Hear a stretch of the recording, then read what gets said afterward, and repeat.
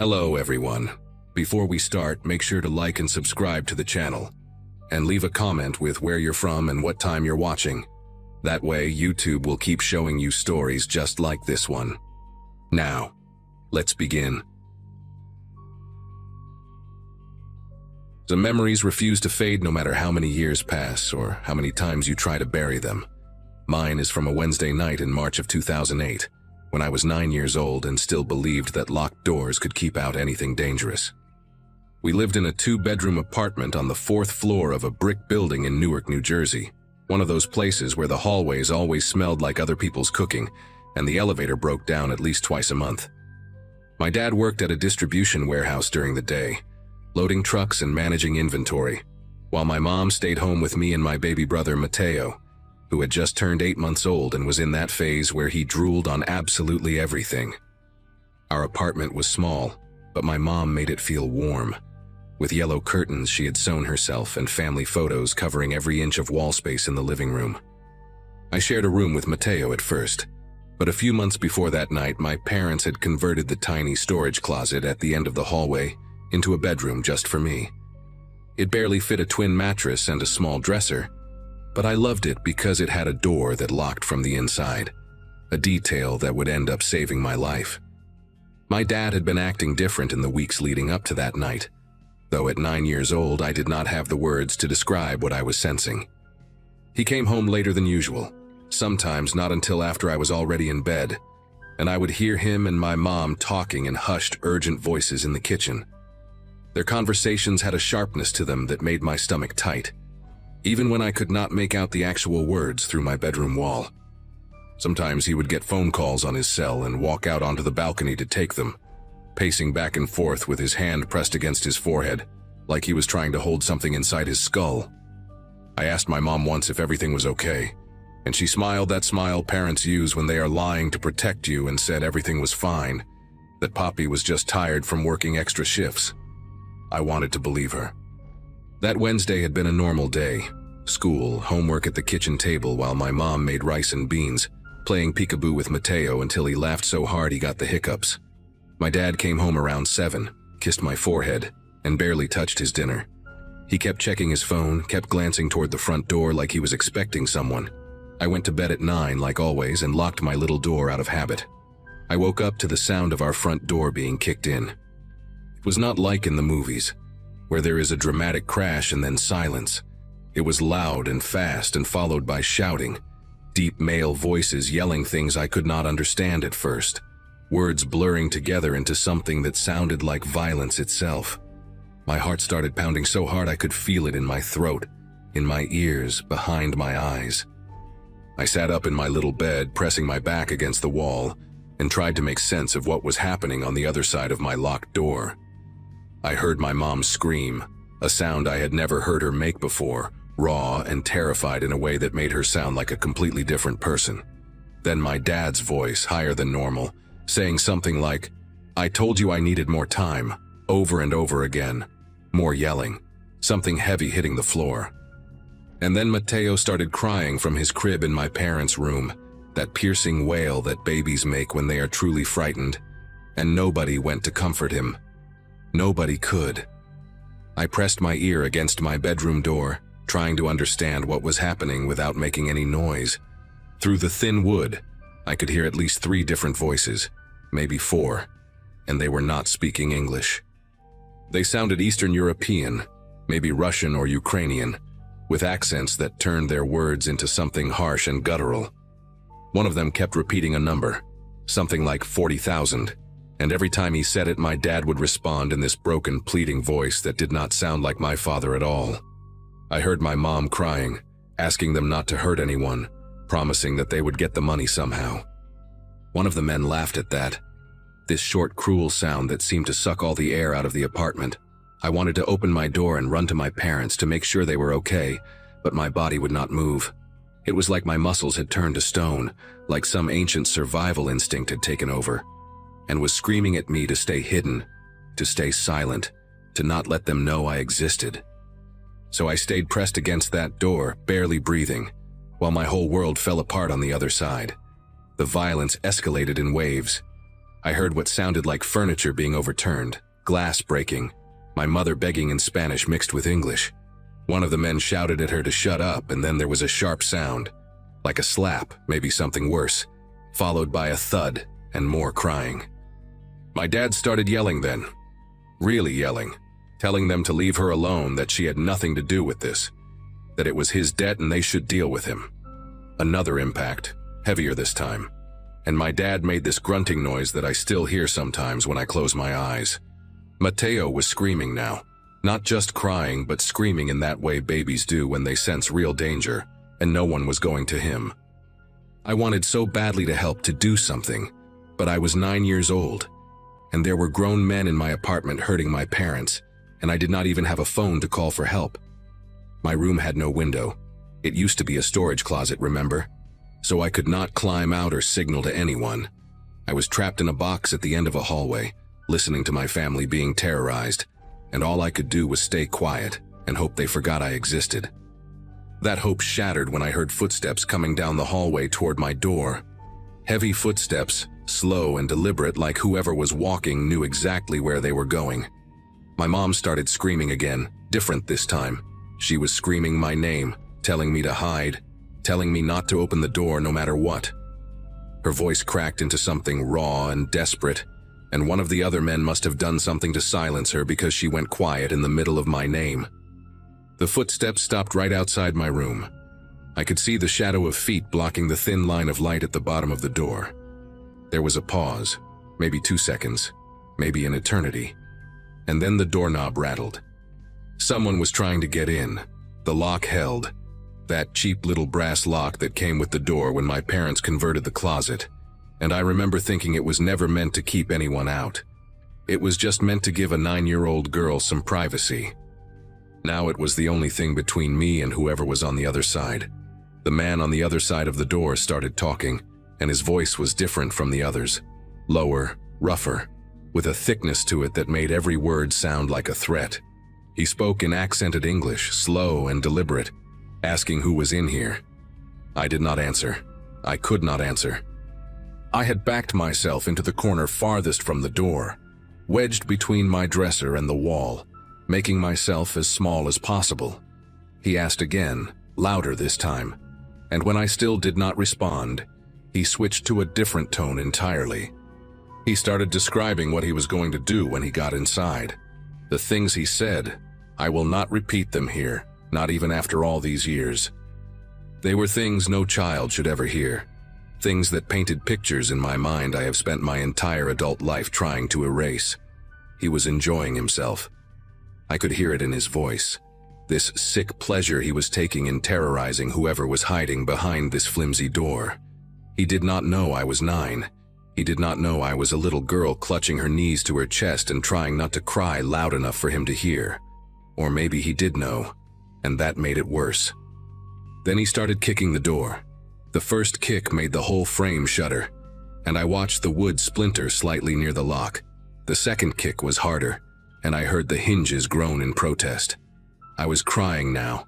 I could not help it, these silent tears streaming down my face while I bit down on my own hand to keep from screaming. On the third kick, a crack appeared in the door itself, running diagonally from the lock toward the top corner. He was going to get in. The lock was not going to hold. I was going to die in this tiny room that used to make me feel so grown up and independent, and my parents were not going to be able to save me because they were being held down in the living room by men who wanted money my father apparently owed. I thought about Mateo, still crying somewhere in the apartment, and I wondered if anyone would be left to take care of him. I thought about my mom's yellow curtains and the gold star sticker my teacher had given me that week, and how none of it mattered anymore. The man kicked again, and this time the crack widened. I could see a sliver of the hallway light through the damaged wood. And then another voice cut through the chaos, sharp, commanding, furious. Someone was yelling at the man trying to break down my door, yelling in that same foreign language but with an authority that made everything stop. The kicking stopped. The man outside my door said something back, defensive and angry, but the other voice overrode him immediately. I heard footsteps, multiple sets now, and then what sounded like a scuffle in the hallway just feet from where I was hiding. The commanding voice kept repeating something, and even though I did not understand the words, I understood the tone. He was telling the other man to back off.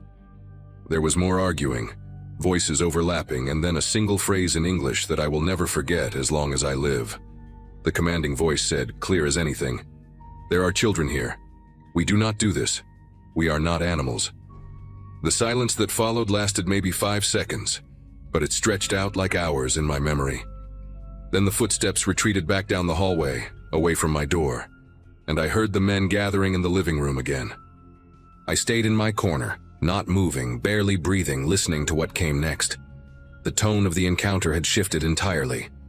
The commanding voice, I think he must have been the leader, or at least someone with enough authority to control the others, was speaking to my father now, still angry but more controlled. He said something about this being a warning, about the next time being different, about 40,000 being pocket change compared to what they would take if my father did not pay. My dad's voice came back weak and shaky, promising he would get the money, promising he just needed 2 more weeks. There was a long pause, and then the leader said something I could not quite hear, followed by the sound of heavy footsteps moving toward the front door. They were leaving.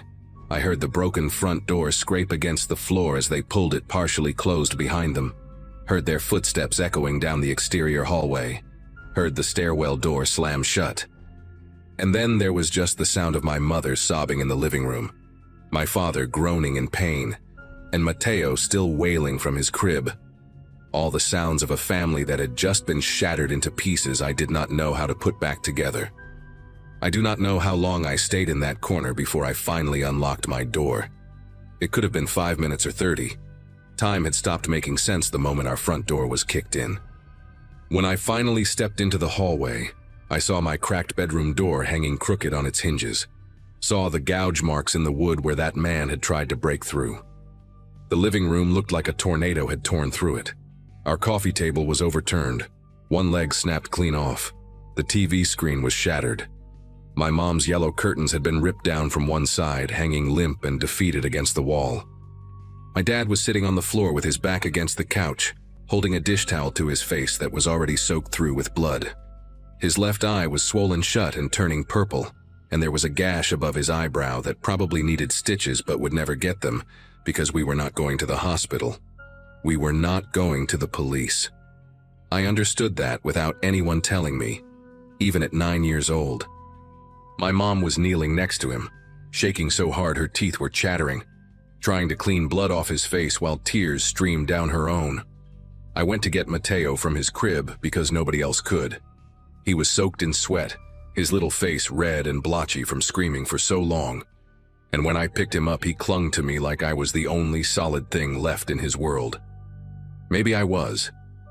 I carried him into the living room and sat down next to my parents, and the 4 of us just stayed there on the floor for what felt like hours. Nobody talked. There was nothing to say.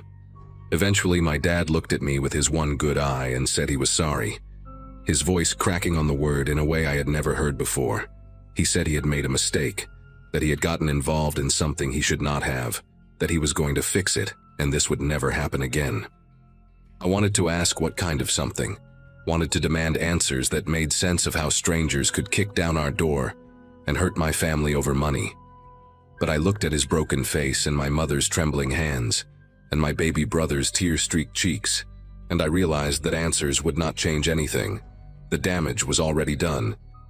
We moved out of that apartment 2 weeks later, left everything we could not fit in our car, and drove to my aunt's place in Pennsylvania without looking back. My dad never told me exactly what he had been involved in, and I stopped asking after a while. I pieced together fragments over the years, overheard conversations, slips of the tongue, the way certain topics made my parents go quiet and exchange looks loaded with things they would never say out loud. From what I gathered, he had been running some kind of side operation through his warehouse job, moving goods that were not supposed to be moved, skimming money from people who did not take kindly to being skimmed from. He thought he could get away with it long enough to pay off some debts we had, maybe get us into a better apartment, give us a better life.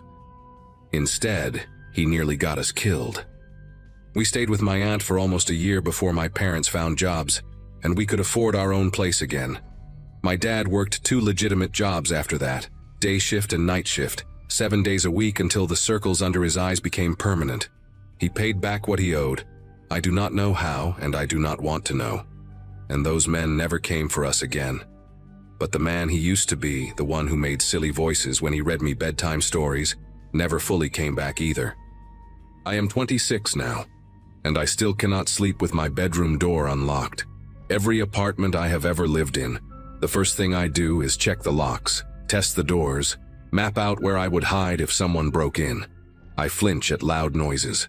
I panic when I hear footsteps in hallways late at night. For years I had nightmares about that cracked door, about the sliver of hallway light widening as the wood gave way, about what would have happened if that other man had not intervened. Sometimes I wonder about him, the one who stopped it. I wonder if he had children of his own, if that is why he drew the line where he did. I wonder if he ever thinks about the little girl he saved without even knowing her name. My therapist says I have made incredible progress, that I have built a life despite carrying this weight, and maybe she is right. But there are still nights when I wake up in the dark, heart pounding, convinced I can hear heavy footsteps coming down the hallway toward my door. And I lie there, barely breathing, 9 years old again, waiting for the kicking to start.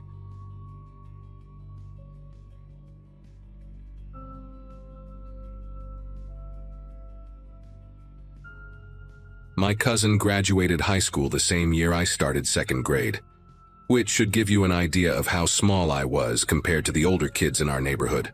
We lived in a suburb outside of Denver, one of those places where new developments kept popping up faster than families could fill them.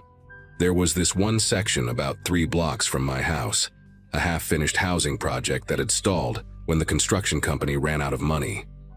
The frames of houses stood like wooden skeletons, surrounded by dirt piles, abandoned equipment, and all sorts of debris that became our unofficial playground. My mom worked double shifts at the hospital back then, and my dad had moved to Seattle after the divorce, so I spent most of my summer days roaming around with whatever kids would let me tag along. I was small for my age, quiet, the kind of kid who laughed at jokes I did not understand just to feel included. That summer of 2008 changed something inside me permanently, and even now, almost 2 decades later, I still check twice before entering any enclosed space.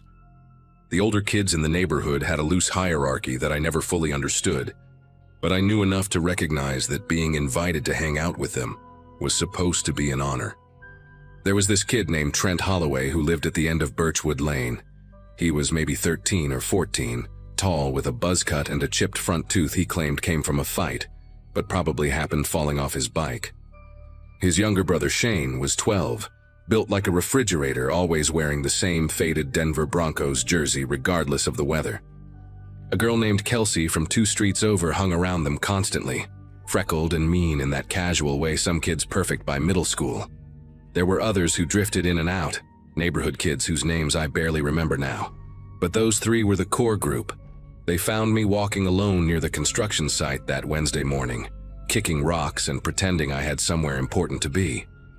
Trent called out to me, asked if I wanted to see something cool they found in the unfinished houses. I should have kept walking.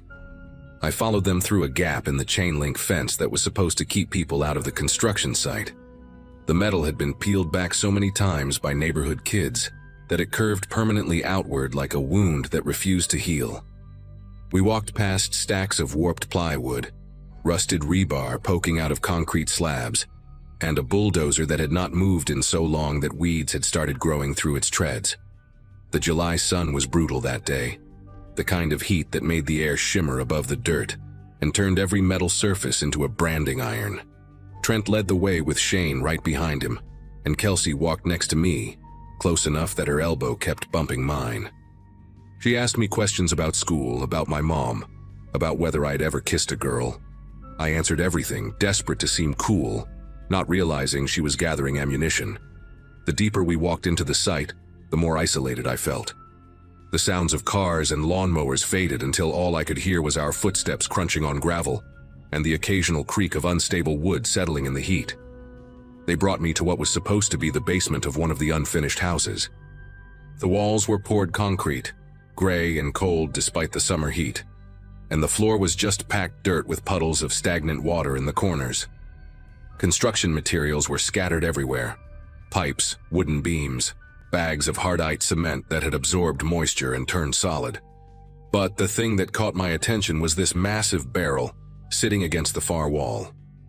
It was industrial-sized, the kind you see on the back of trucks carrying chemicals or industrial waste, maybe 4 feet tall and wide enough that I could have fit inside with room to spare.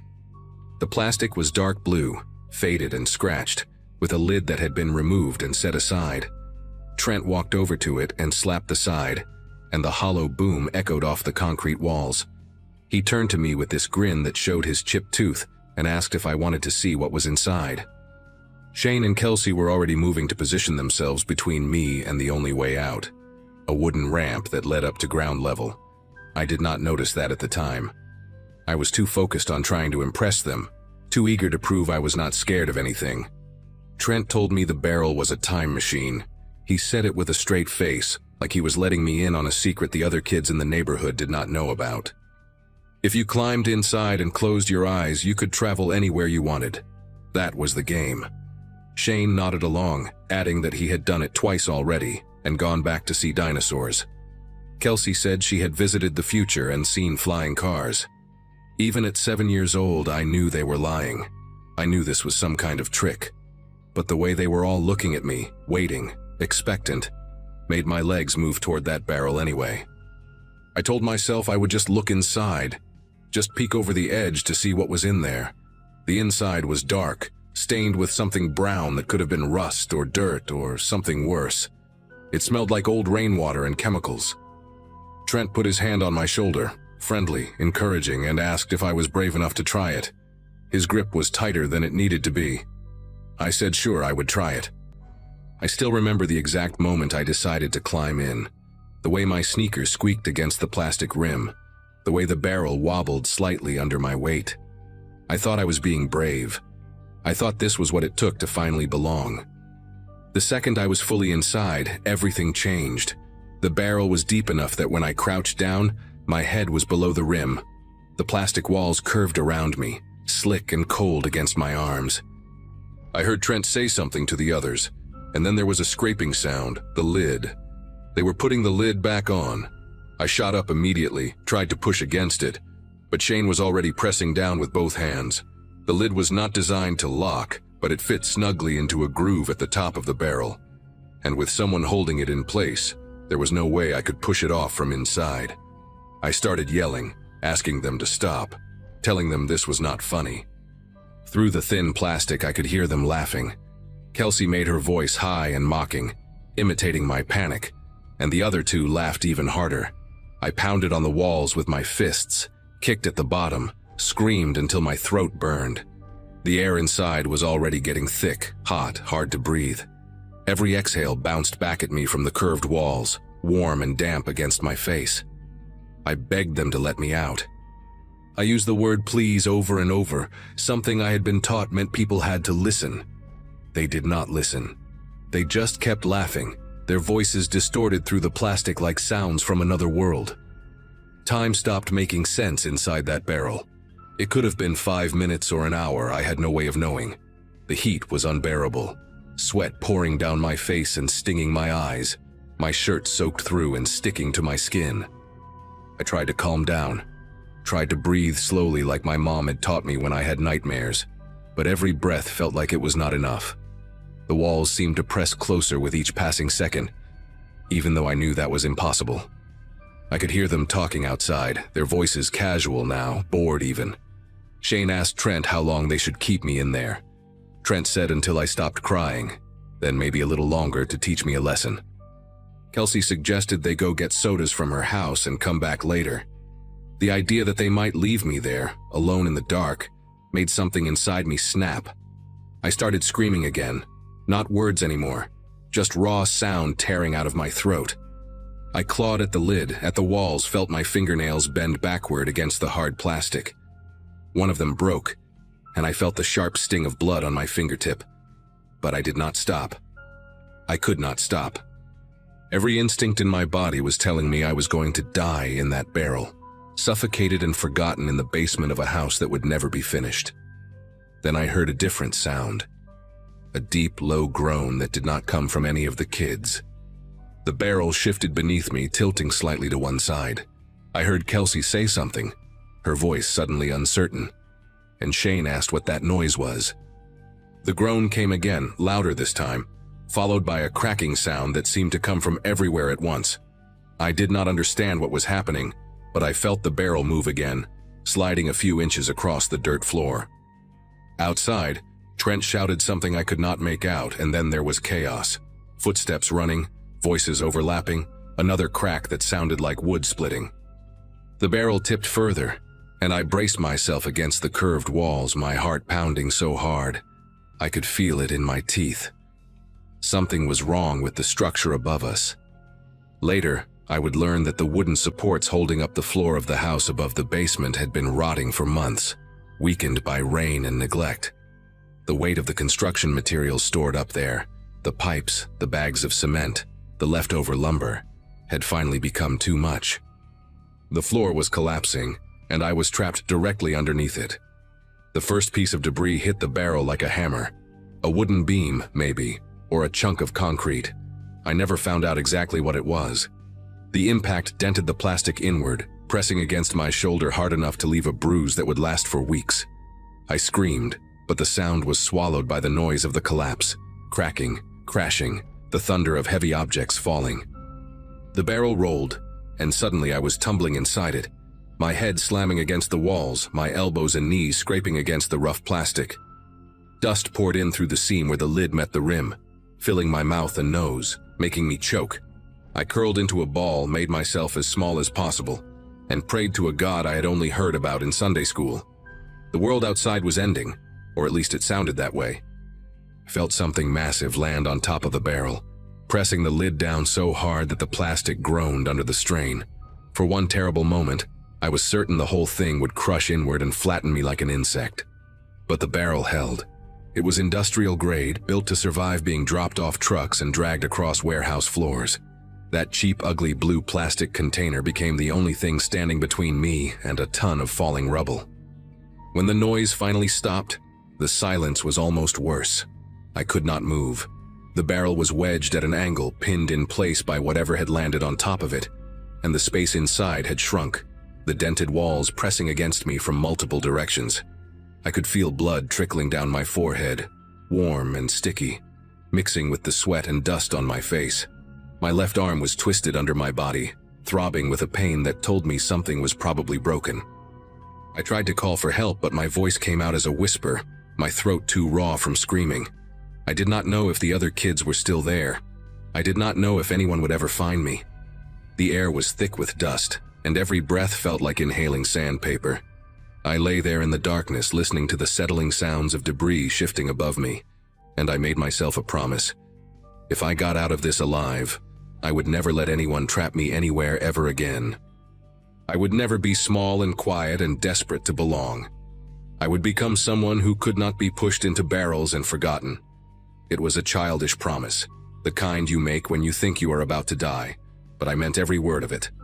I do not know how long I was in there after the collapse. It felt like hours, but it was probably closer to 20 or 30 minutes. What saved me was a man named Harold Finch, a retired electrician who lived on the other side of the construction site.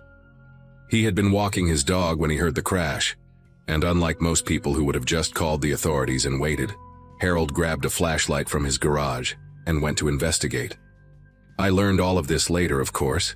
In the moment, all I knew was that suddenly there was a voice calling out, asking if anyone was there.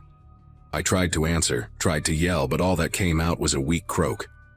It was enough. Harold heard me. He started pulling debris away, piece by piece, working carefully so nothing else would shift and collapse further. I could hear him grunting with effort, cursing under his breath, calling out to me every few seconds to keep talking so he could follow the sound. When he finally pulled the lid off that barrel and I saw his face, weathered, covered in dust, eyes wide with shock, I burst into tears. He lifted me out like I weighed nothing, cradled me against his chest, and carried me up the wooden ramp and out into the sunlight. The brightness hurt my eyes after so long in the dark. I remember thinking that the sky had never looked so blue, so impossibly endless after being trapped in that tiny curved space. The ambulance came, and then the police. My mom arrived still wearing her hospital scrubs, mascara running down her face, trembling so hard she could barely hold me. I had a fractured wrist, a concussion, and cuts that needed stitches across my forehead and both hands. The doctors said I was lucky. If the barrel had been positioned a few feet in either direction, if it had not been industrial grade, if Harold Finch had decided to just call 911 and wait instead of going in himself, I would have been crushed. Trent, Shane, and Kelsey had run the moment the structure started groaning. They told their parents they had been playing in Kelsey's backyard all morning, and for a few days, it looked like they might get away with it. But Harold had seen them fleeing the site, and I eventually told the police everything. There were meetings with lawyers, tearful apologies from parents who could not believe their children would do something like that, promises that it would never happen again. The Holloways moved away before the summer ended. I heard later that Trent got sent to some kind of behavioral program in another state. Kelsey's family stayed, but she never looked at me again, not once, like I had become invisible the moment I stopped being useful to torment. I did not care. I was alive, and that was the only thing that mattered. It has been almost 20 years since that day, and I wish I could tell you the memory has faded into something manageable, something I can look back on without feeling my chest tighten. But trauma does not work that way, at least not for me. I still cannot use elevators without my heart rate spiking. I avoid MRI machines, phone booths, any space where the walls feel too close. A few years ago, my girlfriend at the time suggested we try one of those escape room experiences for her birthday, and I had to leave the waiting area before we even started. Just seeing the small rooms on the promotional photos was enough to make me dizzy. I have done therapy, tried different medications, learned breathing techniques that sometimes help and sometimes do not. The claustrophobia is manageable now most days, but it never fully goes away. It lives in my body like a second heartbeat, quiet until something triggers it, and then suddenly I am 7 years old again, curled up in the dark, listening to other children laugh while I beg to be let out. The worst part is not the fear itself. It is knowing exactly where it came from, knowing that it was planted in me deliberately by kids who thought my terror was entertainment. I looked up Trent Holloway a few years ago, just out of curiosity. He is an insurance adjuster now, living somewhere in Texas, married with 2 kids based on his social media. He looks normal, happy even, like a man who has never done anything worth regretting. I do not know if he ever thinks about that day, about the boy he shoved into a barrel and left to die. Probably not. People have a remarkable ability to forget the harm they cause when they are young, to file it away as just kids being kids. But I remember. I remember the sound of the lid scraping into place, the echo of my own screams bouncing off plastic walls, the weight of the world collapsing on top of me. I remember Harold Finch's face when he pulled me out, the way he kept saying, "It is okay. You are okay, son," even though we both knew nothing about that situation was okay. I sent Harold a card every Christmas until he passed away 6 years ago. His family invited me to the funeral, and I stood in the back and cried for a man who had no obligation to save me, but did it anyway. That is the thing about people. Some of them will lock you in barrels and laugh, and some of them will dig through rubble with their bare hands to pull you out. I got to meet both kinds before I turned 8 years old. I try to be the second kind now, every single day. It is the only thing that makes the memory bearable.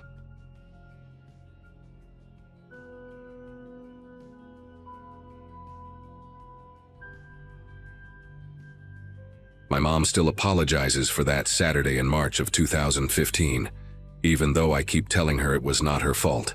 I had just turned 10 a few weeks before, and we lived in this small 2-bedroom house on Crescent Lane, in a quiet neighborhood outside of Portland, Oregon.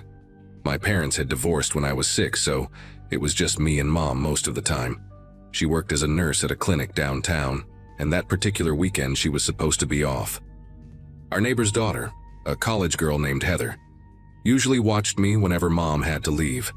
But Heather had called that morning saying she caught some stomach bug and could barely get out of bed. Mom tried 3 other people, but nobody was available on such short notice. I remember her pacing the kitchen, phone pressed to her ear, looking more stressed than I had ever seen her. The emergency was my grandmother. She had fallen in her apartment across town, and the building manager found her on the bathroom floor, conscious but unable to get up. Mom explained everything to me in that serious voice she used when she needed me to understand something important. She said she would be gone for 1 hour, maybe less, and that I should not open the door for anyone, not answer the phone unless it was her number on the caller ID, and stay inside no matter what. She made me repeat the rules back to her twice. I was a responsible kid, always had been, and I think she trusted me more than most parents would trust a 10-year-old. She kissed my forehead, grabbed her keys, and backed out of the driveway in her old blue Subaru. I watched through the front window until the car disappeared around the corner, and then I was alone. The house felt different immediately, bigger somehow, like the walls had stretched outward the moment she left.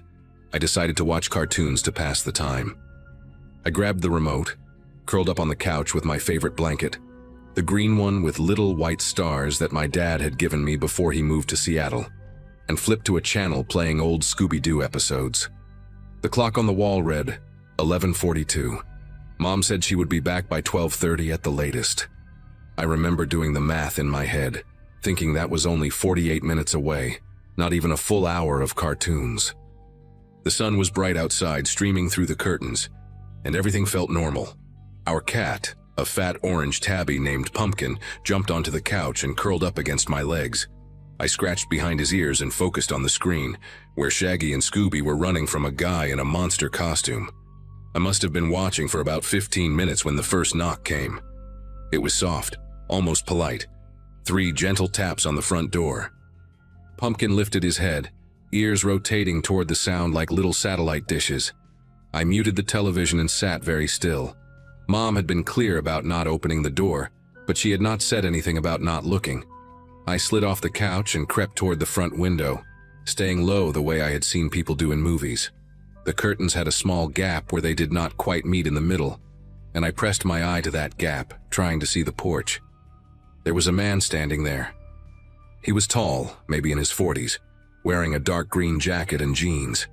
He had a clipboard in one hand and a baseball cap pulled low on his forehead, the kind of cap with no logo, just plain gray fabric. He did not look scary exactly, but something about the way he stood bothered me. He was too still, like he was listening rather than waiting. He knocked again, harder this time. 4 sharp raps that made the door rattle in its frame. I pulled back from the window and pressed my back against the wall, heart beating fast in my chest. Pumpkin had jumped off the couch and was standing in the hallway, tail puffed up to twice its normal size, staring at the door. Then the man spoke. His voice was calm, friendly even, the kind of voice a teacher might use when explaining something to a student. He said he was from the electric company, that there had been some reports of power surges in the neighborhood, and he needed to check our meter. He said it would only take a minute. I stayed frozen against the wall, barely breathing, remembering what Mom had told me. Do not open the door for anyone. The man waited a few seconds, then knocked again, louder now, the friendly tone slipping from his voice like a mask falling off. He said he knew someone was home because he could see the television light flickering through the window. He said he really needed to check that meter, that it was important, that there could be a fire hazard if he did not inspect it today. His voice had an edge to it now, something sharp underneath the polite words. I wanted to yell that my mom would be home any second, but my throat felt like it had closed up completely. The knocking became pounding, 5 or 6 heavy blows that shook the whole door, and then suddenly it stopped. Complete silence. I counted to 30 in my head, then to 60, waiting for something else to happen. I thought maybe he had given up and left. I was about to peek through the curtain gap again when I heard footsteps, but they were not going away from the house, they were going around it. The footsteps crunched on the gravel path that ran along the side of our house, the path that led to the backyard, to the back door. My bedroom was at the back of the house, and so was the kitchen, and the back door had this old lock that Mom always complained about, saying she needed to get it replaced because it was flimsy and loose. I heard the footsteps stop. Then I heard the back doorknob rattle, a sharp metallic sound that echoed through the quiet house. Pumpkin hissed, actually hissed, something I had never heard him do in the 4 years we had owned him. The rattling stopped for a moment, and I let myself hope that the lock had held, that he would go away now. That hope died when I heard a heavy thud against the back door, then another, then a third one that made the whole frame groan. He was throwing his shoulder against it, trying to break it down. I ran. I did not think about it, did not plan it. My legs just moved on their own. I sprinted down the hallway to my bedroom and dove into my closet, pulling the door shut behind me and burying myself under a pile of dirty laundry and old stuffed animals. The closet smelled like dust and the strawberry shampoo from my unwashed clothes, and I pressed both hands over my mouth to keep from making any sound. Through the thin walls, I heard a loud crack, the unmistakable sound of wood splintering, and then a heavy thump as the back door swung open and hit the kitchen wall. He was inside. I heard his boots on the linoleum, slow and deliberate, not rushing at all, like he had all the time in the world. I heard him open a cabinet, then another, the hinges squeaking in that familiar way I had heard 1,000 times when Mom made dinner. Then came a sound that made my whole body go cold, a long metallic scrape, the sound of something being dragged across the counter. I knew exactly what that sound was because I had heard it every time Mom pulled a knife from the wooden block next to the stove. He had taken a knife from our kitchen. The footsteps left the linoleum and moved onto carpet, which meant he was in the living room now. I heard him pause, probably looking around, and then the footsteps resumed, heading down the hallway toward the bedrooms. Toward me. I squeezed my eyes shut so tight that colors exploded behind my eyelids, and I prayed harder than I had ever prayed in my entire life.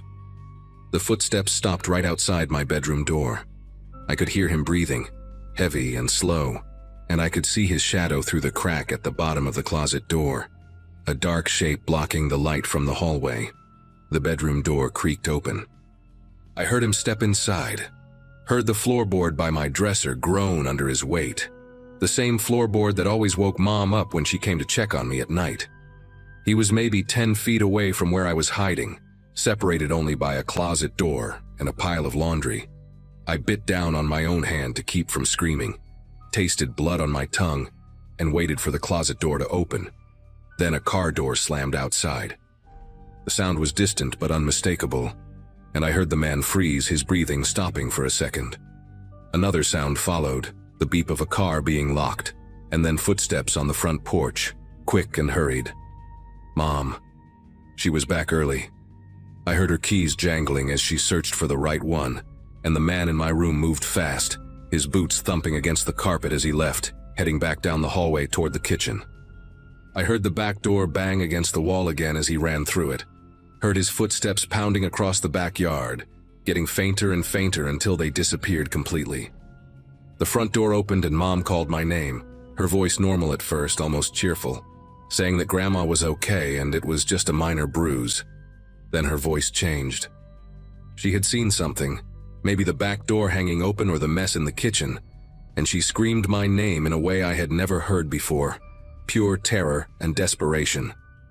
I burst out of the closet and ran to her, crashing into her arms so hard that we both almost fell over, and I started crying. These huge, ugly sobs that I could not control no matter how hard I tried.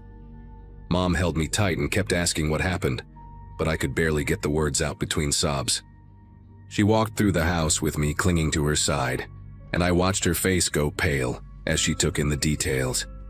The back door was hanging off one hinge, the frame cracked and splintered where the lock had given way. There were muddy footprints on the kitchen floor, large boot prints that tracked across the linoleum and onto the living room carpet, making a path through our home like a violation written in dirt. The wooden knife block on the counter had an empty slot where the biggest knife should have been, the 8-inch chef knife that Mom used to cut vegetables for dinner. She checked the living room window and found it unlocked. The latch turned to the open position, which meant he had planned an alternate escape route before he even broke in. That detail scared her more than anything else, she told me later. It meant he had thought this through, had walked around our house and tested the windows, had made a plan. The police arrived within 15 minutes of Mom calling them. 2 officers, a man and a woman, both of them taking notes while I sat on the couch wrapped in my green blanket with pumpkin pressed against my chest. I told them everything I could remember: the dark green jacket, the gray baseball cap with no logo, the clipboard he had been holding, the way his voice changed from friendly to threatening. They took photographs of the footprints, dusted the doorknobs and window latch for fingerprints, and bagged the broken pieces of the door frame as evidence. One of the officers told Mom that there had been 2 other break-ins in neighborhoods nearby over the past month. Same method, someone posing as a utility worker and targeting houses during the day when most people were at work. They never caught him. Months went by, then years, and they never found out who he was or where he went. The detective assigned to our case called a few times in the beginning. Then the calls became less frequent. Then they stopped altogether. The file is probably sitting in a box somewhere. Unsolved, just another statistic. We moved out of that house 3 weeks later. Mom found an apartment in a bigger complex with security cameras and a doorman, and she had a deadbolt installed that was so heavy it took both hands to turn. She also signed me up for self-defense classes and bought a baseball bat that she kept beside her bed for years. I am 20 now, a junior in college studying psychology, and I still check every lock twice before I go to sleep. I still look through the peephole whenever someone knocks, even if I am expecting a package. And sometimes when the house gets too quiet, I hear those slow, deliberate footsteps on linoleum, and I feel that knife-shaped absence in my chest, that empty slot where safety used to be. We never found out what he wanted, whether it was robbery or something worse, and maybe that is the part that still haunts me most. Not knowing. The not knowing is its own kind of scar, the kind that never fully heals, just fades enough that you can pretend it is not there until something reminds you. A knock on the door, a stranger in a cap, the sound of boots on a hard floor. Then it all comes back fresh as the day it happened, and I am 10 years old again, hiding in a closet, biting my hand to keep from screaming.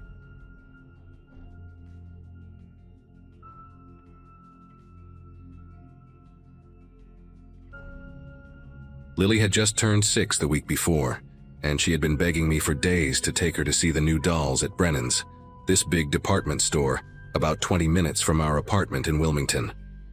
It was a Saturday afternoon in April 2017, one of those bright spring days where the sun made everything feel safe and normal. I had just wrapped up a long week managing inventory at a warehouse distribution center. The kind of job where you spend most of your time staring at spreadsheets and wondering how you ended up there after college. My husband was out of town visiting his mother in Virginia, so it was just me and Lily for the weekend. She was wearing her favorite purple jacket, the one with the little butterfly patches she had picked out herself, and her hair was in 2 messy pigtails because I never could get them as neat as my mom used to do mine. We walked into that store holding hands, and I remember thinking how much I loved these small moments with her, just the 2 of us on a simple Saturday errand. Brennan's was crowded that day, packed with families doing their weekend shopping, and the toy section sat in the back corner of the 2nd floor. We took the escalator up, Lily bouncing with excitement the whole ride, her little fingers gripping the rubber handrail. The store had this particular layout, where the toy aisles formed a maze of bright colors and cardboard displays, and the doll section was right next to a wall of stuffed animals that stretched from floor to ceiling.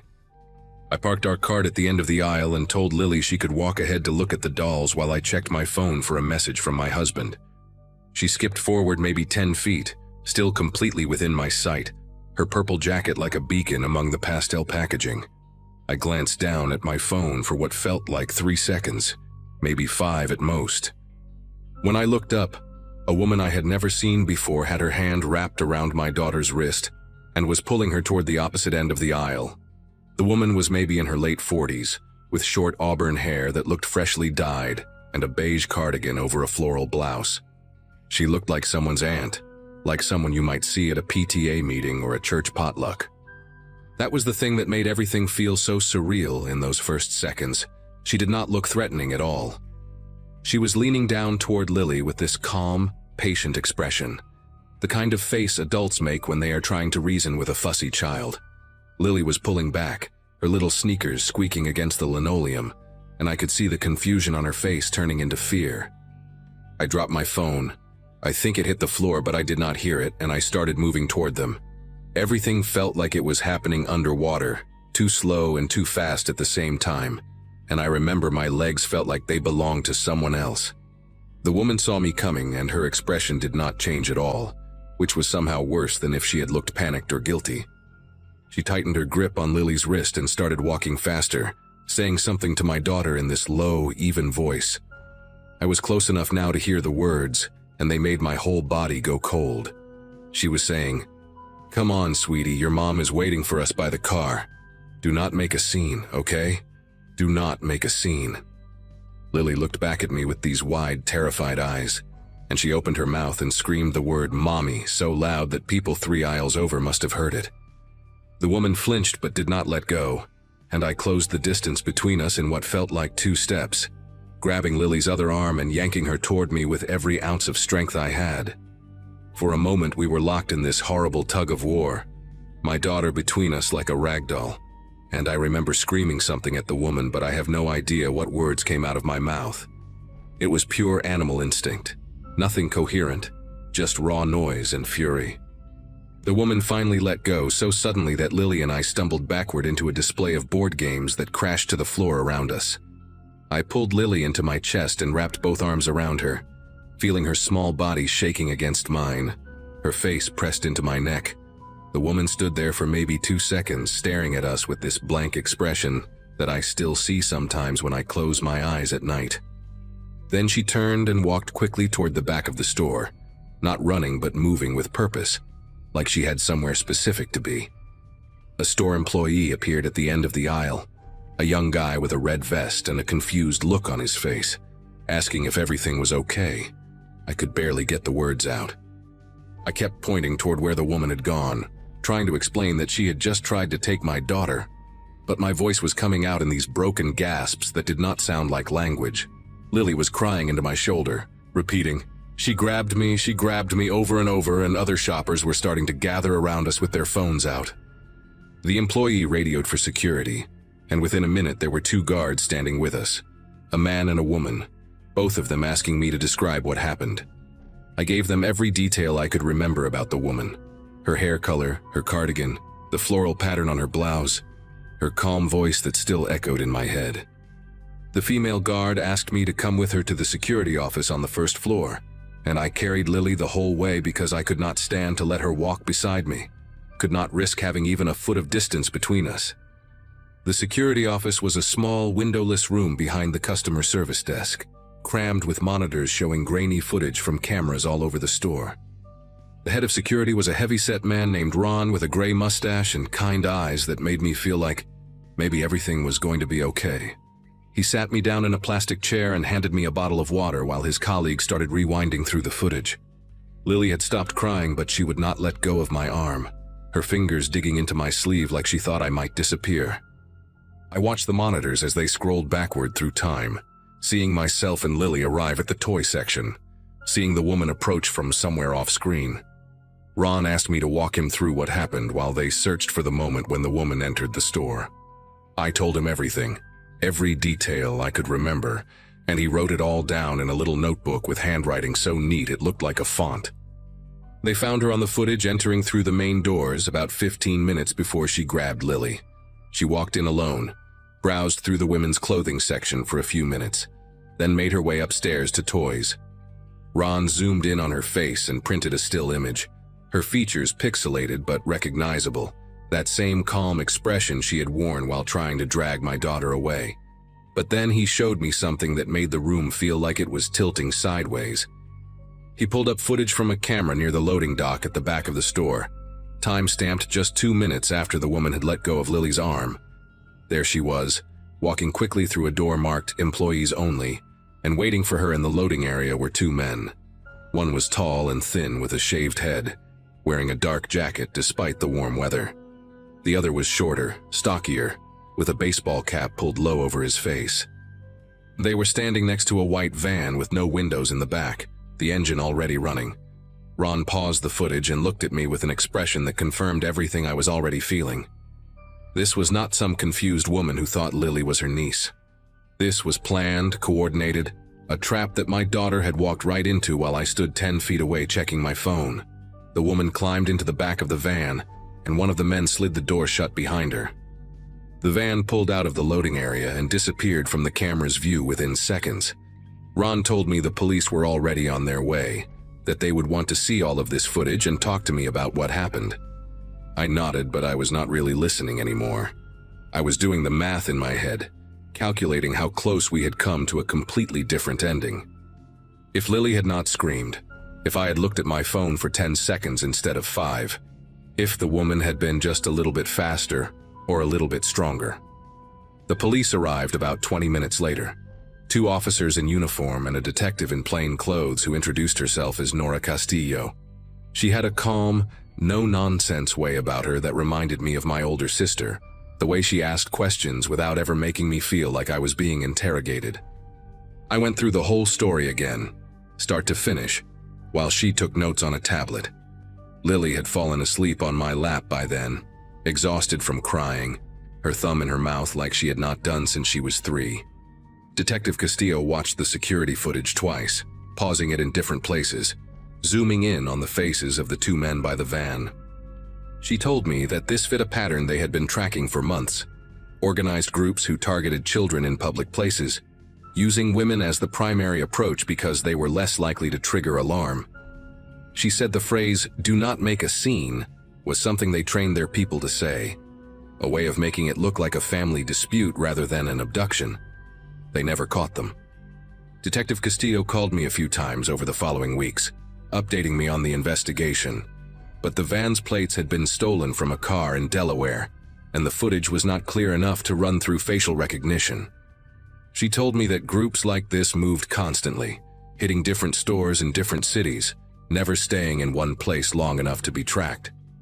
The woman who grabbed Lily could be anywhere by now, could be approaching another child in another toy aisle at this very moment. That thought kept me awake for months, still keeps me awake sometimes.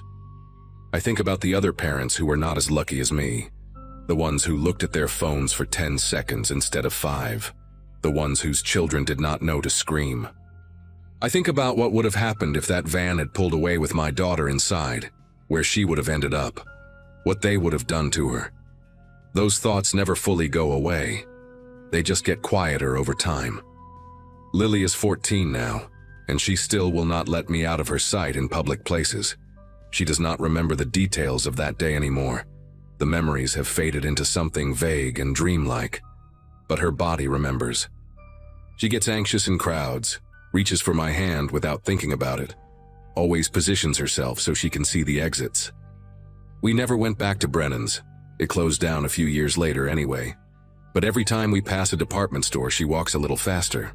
I taught her everything Detective Castillo told me to teach her: how to scream and fight and never stop making noise, how to yell, "This is not my mom," or "I do not know this person," so bystanders understand what is happening.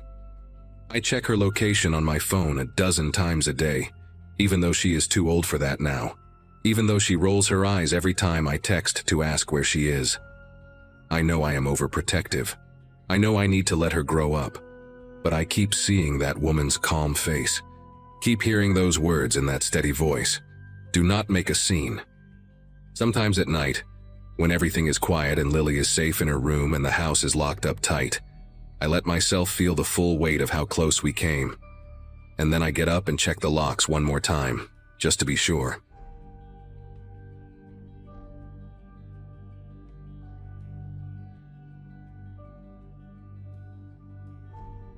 Every Friday afternoon, right after the school bus dropped me off, my mom would already have my overnight bag packed and waiting by the front door.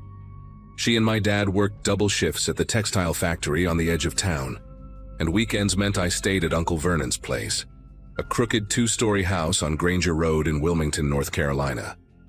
Born in 1989, I was 9 years old during the spring of 1998, when everything changed.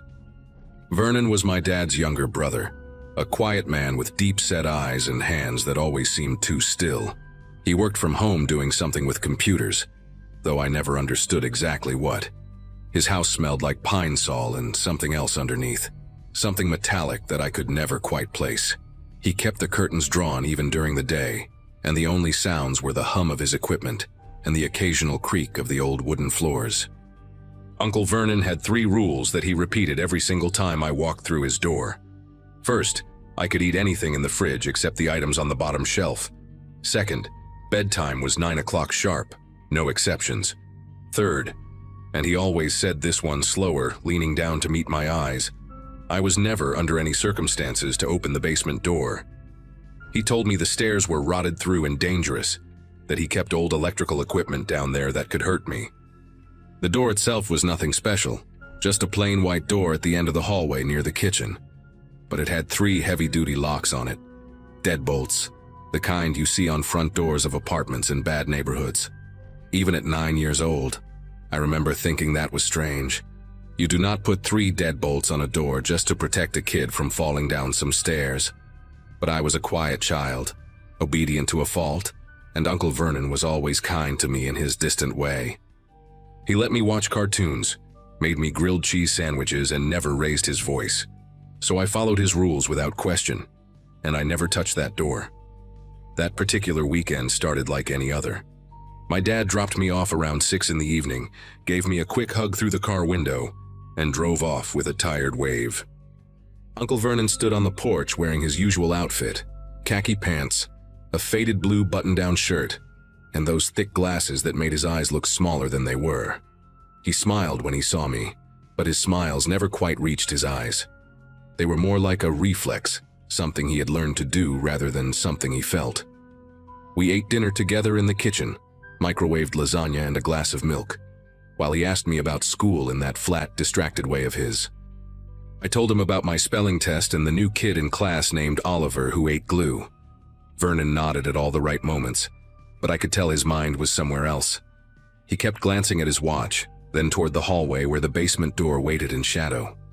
After dinner, I settled into my usual spot on the living room couch with a blanket and the remote control. Vernon had basic cable, which meant I could watch Cartoon Network until 9 o'clock.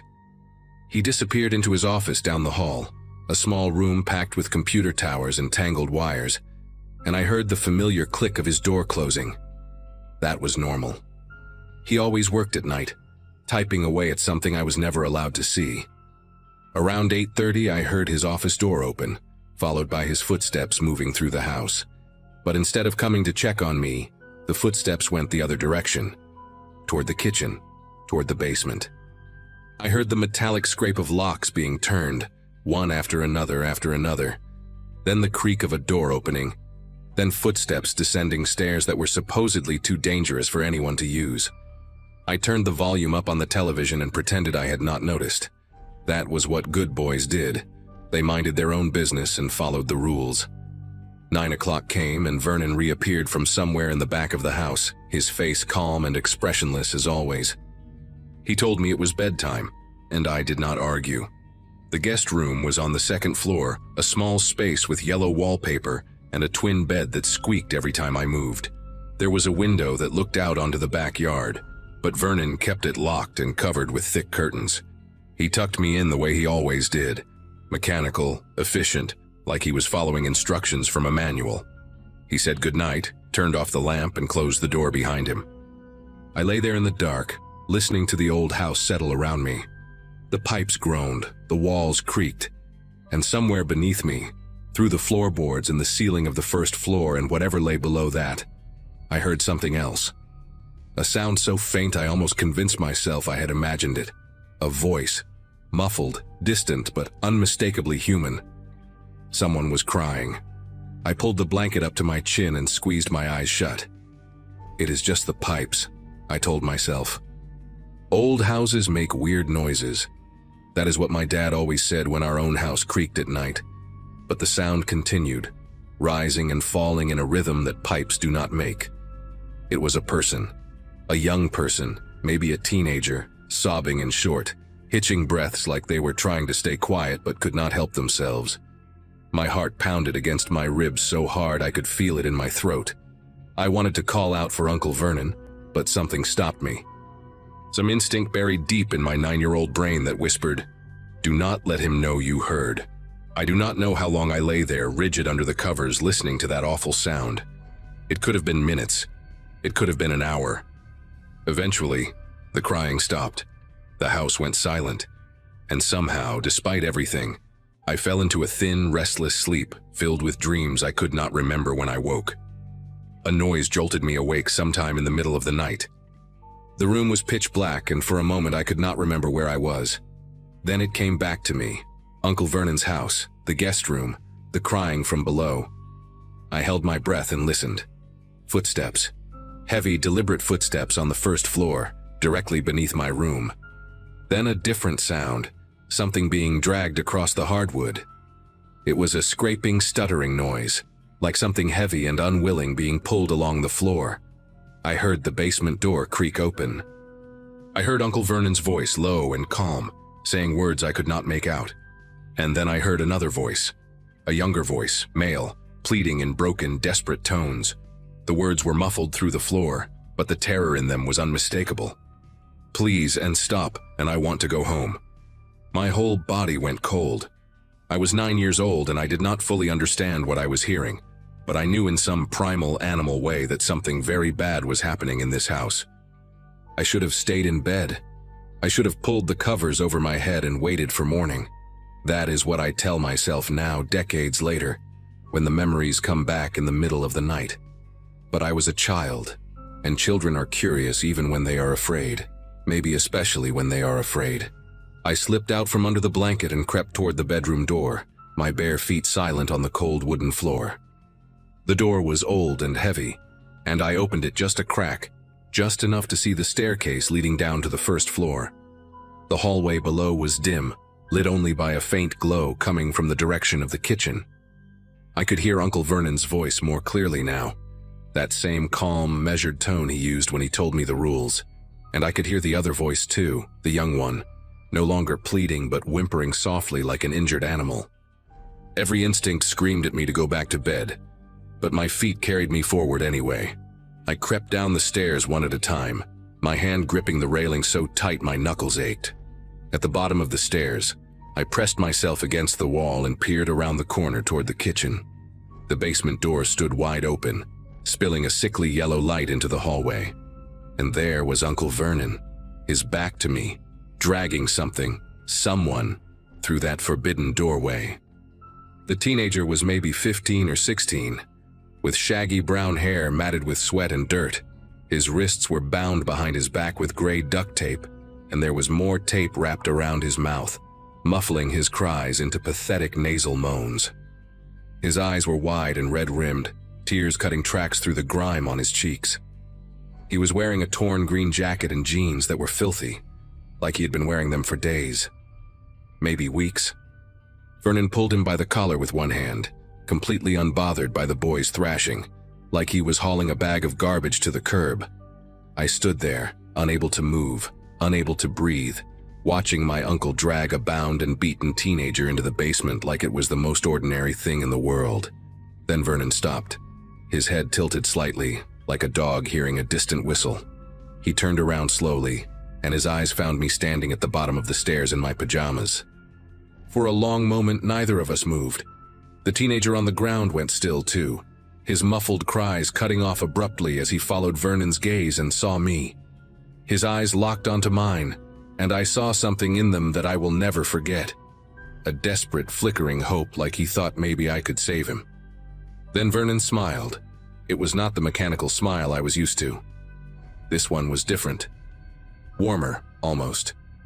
Like he was genuinely pleased to see me. He released the teenager's collar and straightened up, brushing off his hands on his khaki pants. "Hey, buddy," he said in that same calm voice. "Go back to bed. You did not see anything." He said it like he was reminding me to brush my teeth. Casual, friendly, like we were having a perfectly normal conversation in the middle of a perfectly normal night. I ran. I do not remember making the decision to run. My body just moved on its own, turning and scrambling back up the stairs on all fours like a frightened animal. I heard Vernon call after me, still calm, still friendly. "It is okay, buddy. Everything is okay. Just go back to sleep." I did not stop. I burst into the guest room and dove under the covers, pulling the blanket over my head and curling into the tightest ball I could manage. My chest heaved. My whole body trembled. I squeezed my eyes shut and pressed my palms over my ears, trying to block out the world, trying to pretend I was somewhere else. Anywhere else. I heard footsteps on the stairs. Slow. Unhurried. Then they stopped outside my door. The handle turned. The door creaked open. I felt Vernon's presence in the room, standing there in the darkness, watching me. Neither of us spoke. After what felt like an eternity, the door clicked shut again. The footsteps retreated down the stairs.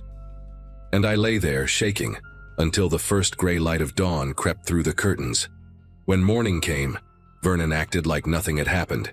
He made me scrambled eggs and toast, humming softly to himself while he cooked. The basement door was closed and locked, all 3 deadbolts firmly in place. The hallway floor was spotless. No scuff marks, no dirt, no sign that anyone had been dragged across it just hours before. Vernon asked me if I slept well, and I nodded because I did not trust my voice. He smiled that mechanical smile and told me my dad would be picking me up around noon.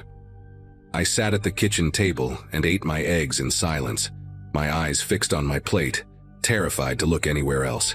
The house smelled like pine sol again, stronger than usual, like Vernon had been cleaning all night. When my dad arrived, I ran to the car without looking back. I climbed into the back seat and stared out the window as we drove away, watching Uncle Vernon wave from the porch, his hand moving slowly back and forth like a metronome. I never told my parents what I saw. I was 9 years old, and I did not have the words. And part of me, a bigger part than I want to admit, was afraid that if I said anything, Vernon would know. Vernon would find out.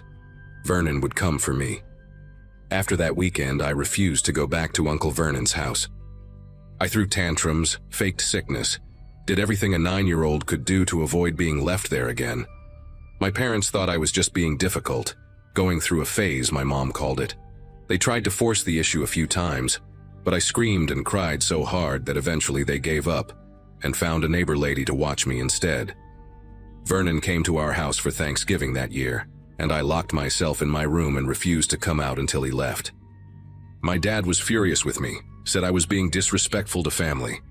I took the punishment, no television for a week, without complaint. It was worth it. Anything was worth it to never be alone with Vernon again. Over the years, I saw him less and less. He moved away when I was 12, somewhere out west, and the family lost touch. I grew up, went to college, got a job, built a life. I buried that night so deep I almost convinced myself it had been a nightmare. Almost. Then, 15 years later, I saw his face on the evening news. Vernon Caldwell, 53 years old, arrested in Albuquerque, New Mexico for the kidnapping and imprisonment of 2 teenage boys. The police had found them in a soundproofed room beneath his garage, malnourished and terrified but alive. The news anchor said Vernon had been linked to at least 4 other missing persons cases across 3 states, dating back over 2 decades. They showed his mugshot, older now, grayer, but with those same deep-set eyes and that same flat expression. I sat on my couch and stared at the screen, and suddenly I was 9 years old again, standing at the bottom of those stairs, watching my uncle drag a bound teenager into the darkness. I thought about the boy in the green jacket, the one whose eyes had begged me for help. I never found out what happened to him. I looked through every article, every court document I could find, but his name was never mentioned. Maybe he escaped. Maybe Vernon let him go. Or maybe he is still down there somewhere, in a basement I never had the courage to report, buried beneath a house that was torn down years ago. I will never know. And I think that is the part that haunts me most, not what I saw, but what I did not do. I was just a kid. I know that. But some nights when the house is quiet and the memories come flooding back, I still hear that muffled crying through the floorboards. And I wonder if things might have been different, if I had just found the words to speak.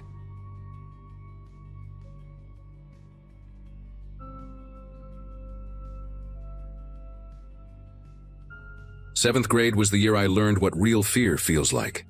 Not the kind you get from horror movies or haunted houses at the fair, but the deep, paralyzing kind that starts in your chest and spreads through your whole body until you cannot breathe. It was a Friday in March 2014, and I had been running a fever all night, so my mom finally let me stay home from school. We lived in a quiet suburb outside of Baltimore, on a street called Ashford Circle where nothing interesting ever happened. My dad worked as an accountant and left the house around 6 every morning. My mom was a nurse at a hospital 20 minutes away, and her shift started at 7:30. Before she left, She stuck a yellow note on the refrigerator with her neat handwriting. "Take your medicine at noon, drink fluids.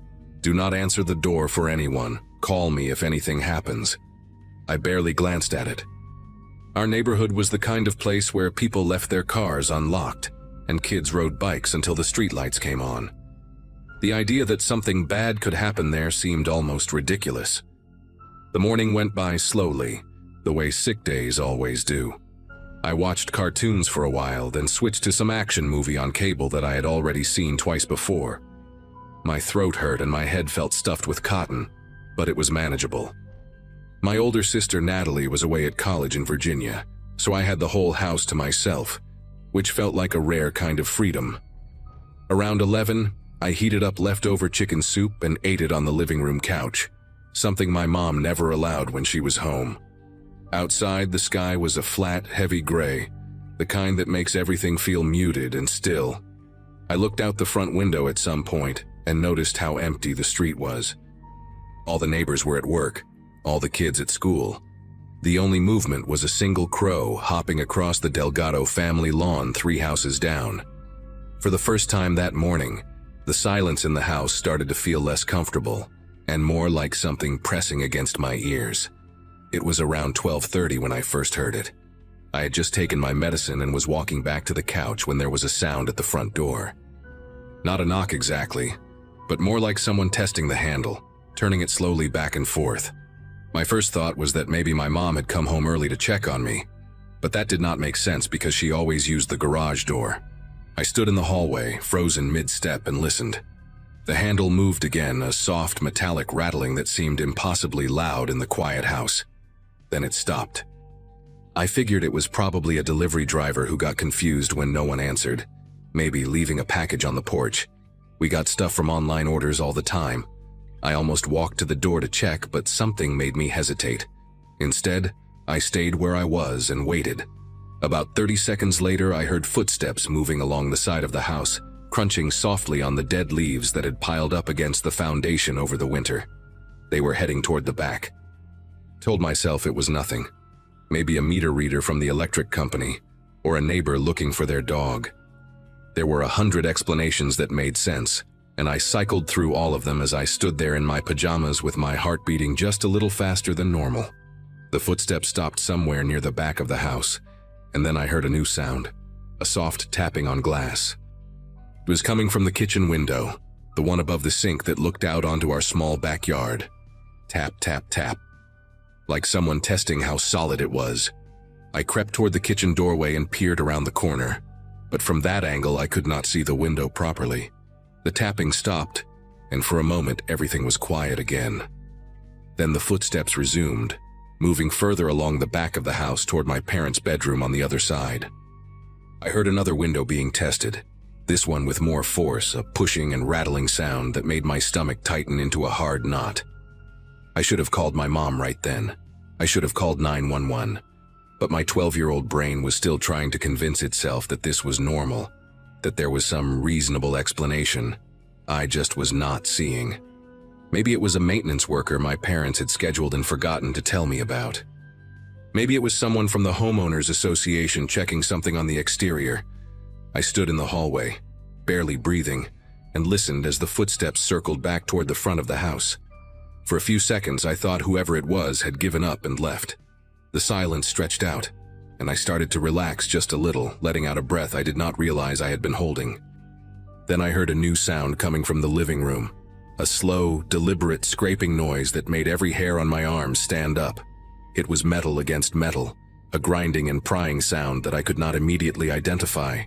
My legs felt weak, but I forced myself to move toward the living room entrance, staying close to the wall, trying to make myself as small as possible. What I saw when I peeked around the corner is something I will never forget as long as I live. There was a man crouched outside the large window that faced our front yard, the one with the broken lock my dad had been meaning to fix for months. He was using a flathead screwdriver to pry at the window frame, working it back and forth with practiced movements like he had done this 100 times before. The man looked like he was in his 40s, with thinning brown hair and a red jacket that had some kind of logo on the chest I could not make out. His face was completely calm, focused, like he was just doing a regular job. Not rushed, not nervous, just methodical. I pulled back from the doorway so fast I almost tripped over my own feet. My heart was slamming against my ribs now, and I could feel the fever sweat mixing with a cold, different kind of sweat that was breaking out all over my body. This was not a delivery driver. This was not a maintenance worker. Someone was breaking into my house, and I was the only one home. I moved without thinking, pure instinct taking over. There was a hallway closet about 10 feet from where I stood, the one where we kept winter coats and old board games and boxes of stuff we never used. I opened the door as quietly as I could, slipped inside and pulled it shut behind me, leaving it open just a crack so it would not make that clicking sound. The closet was dark and smelled like mothballs and dust. I pressed myself into the far corner, behind a thick wool coat that had belonged to my grandfather before he died, and I pulled out my phone. My fingers were trembling so badly that I almost dropped it twice. I could not call 911 because I was terrified that I would have to speak, and if I spoke, he would hear me. So I called my mom instead and pressed the phone to my ear, praying she would pick up. It rang 4 times, and each ring felt like an eternity. I heard a loud cracking sound from the living room, the sound of wood splintering, and I knew he was inside. My mom answered just as I heard the window sliding open, and I whispered so quietly I was not even sure she could hear me. "Mom, there is a man in the house." The next few minutes were the longest of my entire life. My mom kept her voice calm even though I could hear the panic underneath it, and she told me to stay exactly where I was. Do not move, do not make any sound. She was calling 911 on the office phone right now. I heard the man step through the window and land on our living room floor with a soft thud. His footsteps were slow and deliberate on the hardwood, moving through the room like he had all the time in the world. Then he started talking, and that was the part that made me want to scream. His voice was casual, almost friendly, like he was calling out to a neighbor. "I know someone is home," he said. "I saw you through the window earlier. Just come out and we can talk. No reason to hide." The closet suddenly felt like the worst hiding spot in the world. It was so obvious, so predictable. I pressed my hand over my mouth and tried to control my breathing, but my whole body was shaking.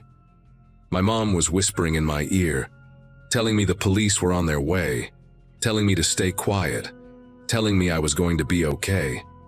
I wanted to believe her, but I could hear the man walking down the hallway now, opening doors one by one. He checked the bathroom first. I heard the shower curtain being pulled back, the metal rings scraping against the rod.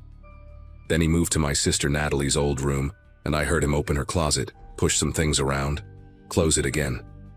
"Come on, buddy," he called out, his voice getting closer. "I am not going to hurt you. I just want to talk. Your parents are not here. It is just us."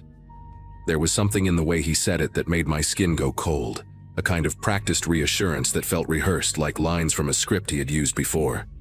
My mom was still on the phone, and I could hear her crying now, telling me she loved me, telling me to hold on. The police were almost there. The man's footsteps stopped right outside the hallway closet. I could see the shadow of his feet through the crack at the bottom of the door, 2 dark shapes blocking the thin strip of light. My lungs were burning because I had been holding my breath without realizing it. I squeezed my eyes shut and pressed myself deeper into the corner, behind the coats, making myself as small as humanly possible. I heard him put his hand on the doorknob. I heard it start to turn. And then, like some kind of miracle, the sirens came. They were distant at first, just a faint wailing sound somewhere in the neighborhood, but they got louder fast. The man stopped turning the knob. I heard him mutter something under his breath, a single word I could not make out. The shadow of his feet disappeared from under the door, and his footsteps moved quickly back down the hallway toward the living room. I heard him climb back through the window, heard his feet hit the ground outside, and then nothing. Just the sirens getting closer and closer until they seemed to be right outside our house. I stayed in that closet. I did not move. Even when I heard car doors slamming and voices shouting and someone pounding on our front door announcing they were police, I could not make my body respond. My mom was screaming my name through the phone now, asking if I was okay, begging me to answer. I finally managed to whisper, "He is gone," and then I started crying so hard I could barely breathe. The police had to coax me out of that closet. One of them, a woman with short gray hair and kind eyes, wrapped a blanket around my shoulders and told me I did everything right, that I was so brave. I did not feel brave. I felt like I was going to throw up. My mom made it home in 15 minutes, a drive that usually took her at least 25. She ran through the front door and grabbed me so hard I thought she might crack my ribs, and she did not let go for a long time. My dad came home from work right after, his face pale and his tie loosened like he had been pulling at it the whole drive. The police asked me questions for what felt like hours, and I told them everything I could remember. The red jacket, the thinning hair, the screwdriver, the way he talked like we were old friends. They dusted for fingerprints and took photographs of the damaged window frame. A detective named Rourke, a tall man with a thick mustache and a voice like gravel, told my parents they would do everything they could to find the guy. But it was what they found on our security cameras that really changed everything. My dad had installed a basic system the year before, just 2 cameras covering the driveway and the front porch. When the police reviewed the footage, they did not just find the break-in. They found weeks of recordings showing the same man in the red jacket walking past our house, sometimes slowly, sometimes stopping to look. He appeared on camera 14 different times over the span of 3 weeks, always during school hours, always when both cars were gone from the driveway. He had been watching us. He had been waiting. They caught him 6 days later. His name was Ronald Weber, 44 years old, and he lived in an apartment complex about 8 miles from our neighborhood. He had 2 prior convictions for burglary and 1 for assault. The police told my parents that guys like him specifically target houses where they think only children are home, because kids are less likely to fight back and more likely to hide. He had apparently done this before in other neighborhoods, other towns, always picking sick days or half days when a child might be alone. I do not know what he would have done if those sirens had come 30 seconds later, if his hand had finished turning that doorknob.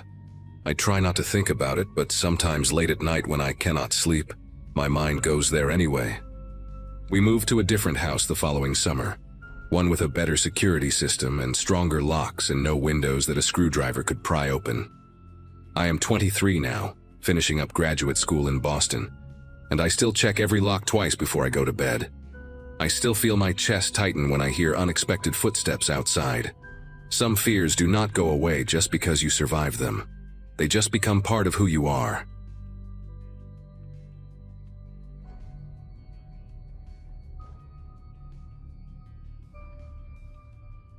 Back when I was a kid, my world revolved around the little playground a few blocks from home. My mom worked double shifts most days, so my older brother, Mark, was usually the one keeping an eye on me, even though he was only 12 at the time. I remember that afternoon being warm enough for the metal slide to sting the backs of my legs, and the air had that dusty smell the park always got when groups of kids had been running around for hours. I'd been trying to braid dandelion stems into a crown, something I'd seen older girls do, when a man I recognized from the community center walked by the swings and called my name like he already knew me. He was the type of person adults seem to trust without thinking twice. Everyone knew he helped with weekend events, handing out snacks and picking up trash with a pair of rubber gloves he kept tucked into his back pocket. He had this habit of leaning forward when he talked, like he genuinely wanted to hear every word you said. I remember noticing his watch that day. Thick leather band, scratched face, one of the numbers missing. For some reason I thought it looked important, the kind of thing grown-ups wore when they had someplace serious to be. He asked where Mark was, and I told him my brother had gone a few streets over with his friends, promising he'd be back in a little while. The man nodded like this was completely expected, and then said he needed help with something important for the center. I didn't understand much at that age, just that adults liked when kids helped out, and I always wanted to be one of the helpful ones. He mentioned a small storeroom behind the park where they kept supplies for the weekend activities. Chalk, signs, old folding chairs. I remember feeling oddly proud that he'd asked me specifically, like I'd been trusted with some kind of little mission. When we reached the back of the park, I noticed the door blended into the walls so well it looked almost hidden. He unlocked it with a key he kept on a long cord around his neck, and I followed him inside without thinking. The room smelled like old cardboard and warm plastic, and there was a single bulb buzzing above us, flickering just enough to make the shadows shift on the floor. Before I could even ask what he needed help with, the door clicked behind me, and he turned the lock with a movement so casual it didn't register as wrong until he positioned himself between me and the way out. The shift in his behavior was subtle, but even at 6, I could tell something wasn't right. He started talking in this slow, drawn-out way, asking if anyone ever told me how grown up I seemed. I remember staring at the floor, tracing the shape of a dent in the concrete with my shoe, because looking at him suddenly felt uncomfortable. He moved closer, not touching me, but close enough that the air felt too crowded for such a small room. His voice dropped lower, almost like he didn't want anyone outside to hear, and he kept making comments that didn't sound like the things adults usually said to kids. The bulb above us flickered again, and without warning, he rested his hand on the metal shelf beside me, trapping me between the crates and his arm. I didn't understand the meaning behind his gestures, but I knew I didn't like it. He asked if I wanted to see something special he'd set aside just for me, and the way he said it made me step back until my shoulders touched the cold wall. He watched me with this strange, fixed expression, like he wasn't seeing me as a person anymore, but something else he thought he had control over. Before he could say anything else, there was a sudden echo of footsteps outside, fast, uneven, and getting closer. Then Mark's voice broke through the silence, sharper than I'd ever heard it. He was calling my name over and over, and behind him I heard the voices of his friends, all of them sounding out of breath and angry. They must have realized I'd wandered off longer than usual, because the next thing I remember is the sound of fists hitting the door, not just knocking but slamming hard enough to rattle the hinges. The man jerked backward like someone had yanked a string attached to his spine. His face went pale, and he whispered something under his breath before fumbling with the lock. The pounding outside only got louder, echoing through the small space, and for a moment I honestly thought the door might break open. When he finally twisted the key, he pulled the door open just a crack and muttered for me to go quickly, like he knew there was no way to talk his way out of what was happening. I slipped past him, my legs stiff and shaky, and ran straight into Mark's arms. Mark didn't let go of me right away. He kept one arm around my shoulders while grilling the man with questions, demanding to know why I'd been in there with him and why the door was locked. His friend stood behind him, tense and ready to jump in if anything happened. The man tried to act calm, adjusting the cord of his key and insisting it was a misunderstanding, that he'd only been showing me where they kept supplies. But his voice shook just enough for even a kid to notice, and he wouldn't look any of them directly in the eye. One of Mark's friends, Tyler, pointed out that adults didn't usually give private tours to little kids in rooms with no windows. Another said he'd seen us walk toward the back of the park and thought it was weird. The man stepped away from the door as if putting distance between us would somehow erase what he'd done. I remember staring at the ground, too overwhelmed to process anything except the relief of being outside that room again. Mark kept me close, shielding me in that protective way older siblings sometimes have even when they're scared themselves. When we got home, Mark told our mom everything before I even had the chance to speak. She didn't yell or panic the way I expected. She just listened, her hands still, her face tight with anger she didn't want me to see. The next morning she went to the community center and spoke with someone in charge. I wasn't in the room, but I could hear the edge in her voice through the thin office walls. Whatever she said must have hit hard, because 2 days later the man wasn't around anymore. His name was taken off the volunteer board, and no one seemed to know where he'd gone. As a kid, I assumed adults handled everything behind the scenes, and that was the end of it. But now looking back, I realize how close things came to becoming something much darker. Sometimes when I think about it, I picture that dim room with the buzzing light and the way he stood between me and the door. Then I think about Mark, 12 years old, sprinting across the playground because he realized his little sister had been gone too long. If he and his friends hadn't shown up when they did, I genuinely don't know what would have happened. All I know is he disappeared from our neighborhood after that day, and no one ever spoke his name again.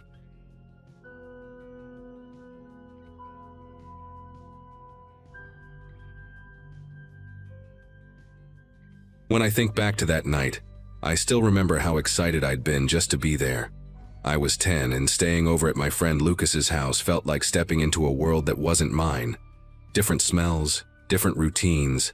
Even the way his mom stacked the cereal boxes felt unfamiliar in a good way. I'd known Lucas from school, but this was the first time our parents agreed to let me sleep over. We spent the whole afternoon playing video games in his room, eating microwave popcorn his mom made, and arguing about which monster was scarier in a movie we definitely weren't supposed to watch. By the time we settled down for bed, the house felt comfortable enough that I didn't think twice about being away from home. Lucas slept in this wooden twin bed that creaked every time he moved, and I had a sleeping bag laid out on a rug with little planets printed all over it. His room wasn't big, but it felt cozy. There was a nightlight shaped like a baseball on his dresser, casting this warm, soft glow across the walls. I remember lying there, listening to the distant hum of the fridge downstairs and the occasional passing car outside. For a while, nothing felt strange at all. It was the kind of night that should have been easy, the kind where a kid just drifts off without thinking about anything scary. Sometime in the middle of the night, I snapped awake without knowing why. It wasn't from a nightmare, and it wasn't a noise. Not at first.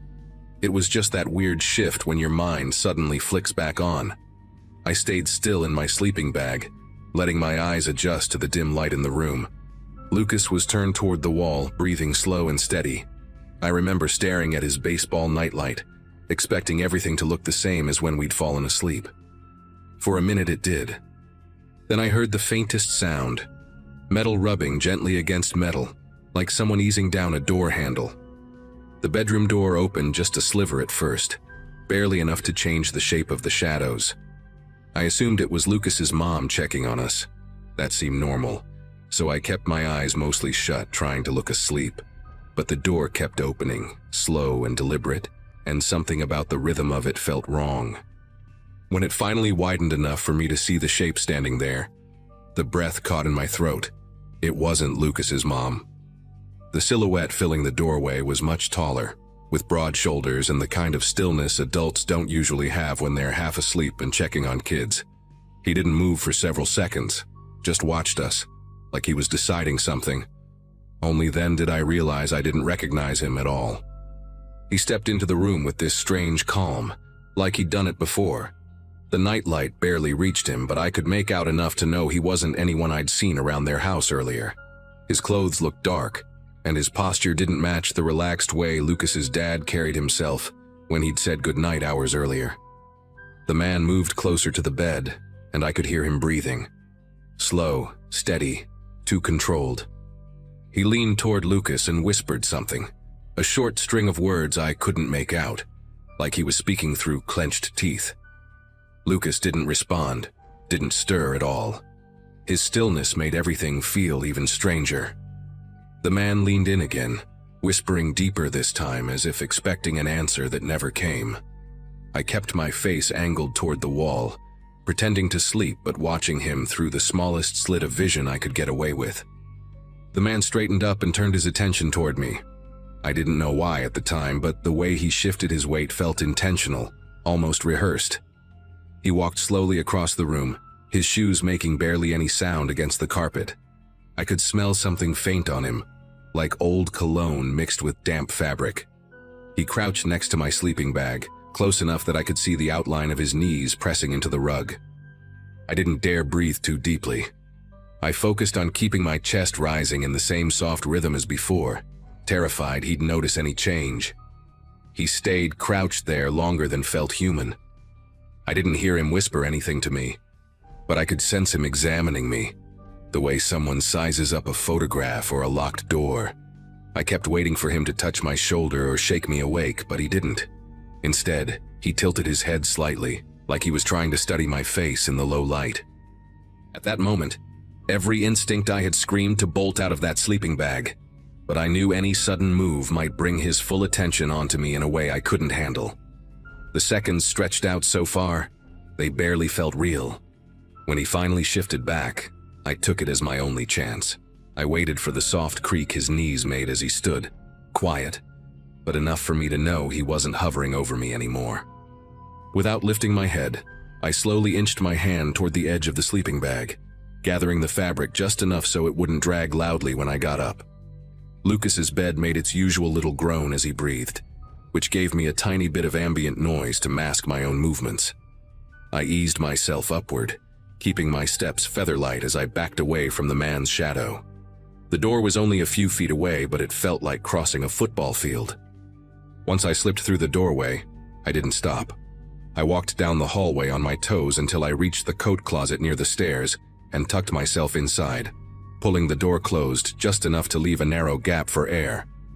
Inside that closet, every sound in the house seemed 10 times louder. I could hear the faint tick of a wall clock downstairs and the occasional pop from the heating system, but none of it masked the noise I dreaded most: footsteps moving slowly across the hallway carpet. They weren't rushed or confused. They moved with a steady rhythm, like someone who knew exactly where each board of the floor was and which ones wouldn't creak. I kept my eye close to the thin line of space between the door and the frame, trying to catch any sign of movement. At one point, a shadow glided across the opposite wall, long, slanted, unmistakably human. I pressed myself deeper between a winter coat and a stack of shoeboxes, hoping the narrow space would muffle any tiny sound I made. Minutes dragged into what felt like an hour.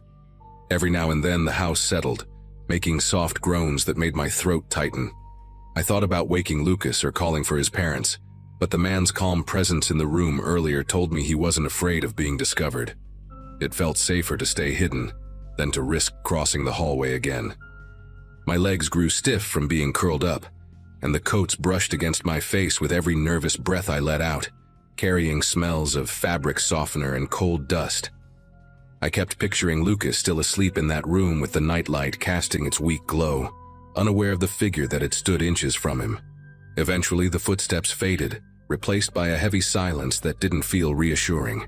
It was the kind of quiet that makes you question if someone is standing still nearby, waiting. I stayed exactly where I was, keeping count in my head to distract myself. When I reached what I guessed might have been 30 minutes, I considered peeking out again, but my fear of that tall shadow reappearing held me still. Around that time, a distant sound reached me, the soft rumble of a car passing on the street outside. That little reminder of the outside world made me feel like morning wasn't impossibly far away. Still, I didn't leave the closet until I saw the first sliver of daylight creeping under the hallway trim. When the sun finally softened the corners of the house, I eased the door open and stepped out, legs tingling with pins of numbness.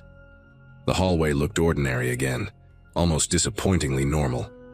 I walked back to Lucas's room, expecting chaos, tossed blankets, open drawers, something. But nothing was out of place. Lucas was still asleep, curled toward the wall, his breathing as steady as it had been hours earlier. I checked the rest of the house quietly. Kitchen empty, living room untouched, front door still locked. When Lucas's mom eventually came downstairs and found me sitting at the dining table, she looked confused when I asked if anyone else had been home. Her answer was so confident, so casual, that it didn't fit at all with what I'd seen. She said only the 3 of them lived there, and no one had visited that night. She even smiled gently, assuming I'd had a bad dream. That morning, I didn't know how to push back or explain it in a way an adult would believe. I just nodded and gathered my things, waiting for my parents to pick me up. Lucas woke up cheerful, completely unaware anything strange had happened. I watched him eat his cereal like nothing in his world had shifted overnight.